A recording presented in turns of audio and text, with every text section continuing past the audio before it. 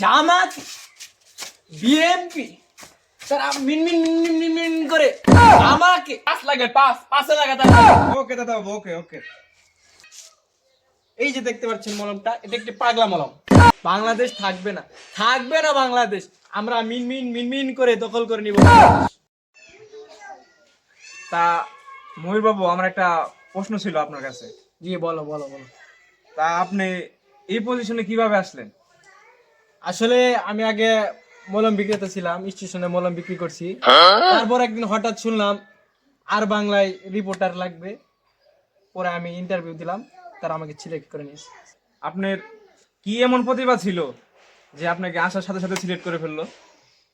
আসলে একটু পরে দেখতে পারবেন, লাইভের সময়টা হলেই বুঝবেন আমার কি প্রতিভা আছে। এই কামরুল, জি বড় বাবু। এই লাইভের কিন্তু সময় হয়ে গেছে, আর 2 মিনিট আছে, সবকিছু রেডি করো। জি বড় বাবু, সব রেডি আছে। আয়রন হিট দিছো? জি জি। আচ্ছা, সবকিছু রেডি করো। দাদা বাবু লাগাইলাম। হ্যাঁ, লাগা লাগা লাগা।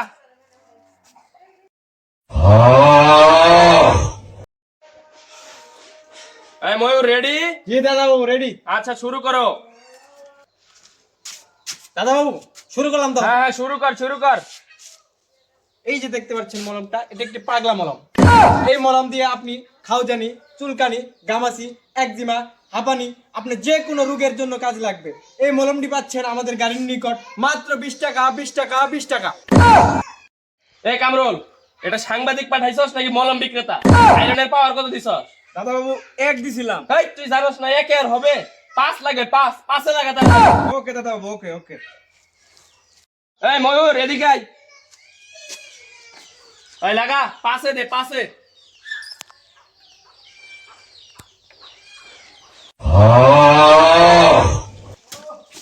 জামাত বিএনপি তারা মিন মিন মিন মিন মিন মিন করে আমাকে, পুরা রিপাবলিক বাংলাকে, পুরা ভারতকে ধুলোয় মিশিয়ে দিতে চায়। কিন্তু বাংলাদেশের মানুষ এটা এখনো জানে না।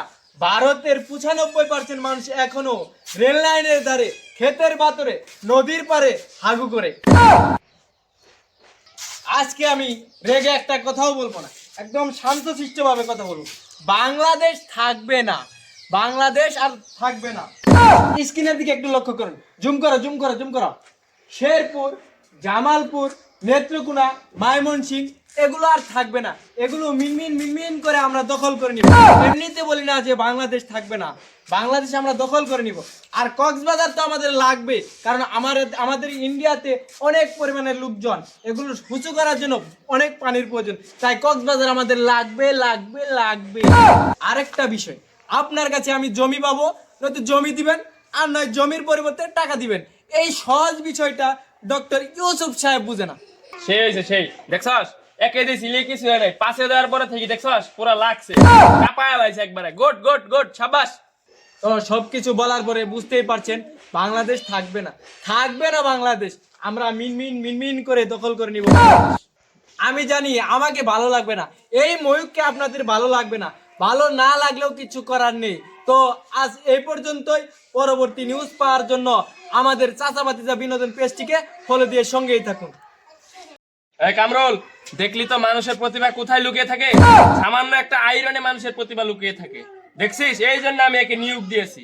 জি দাদা বাবু, বুঝতে পারছি।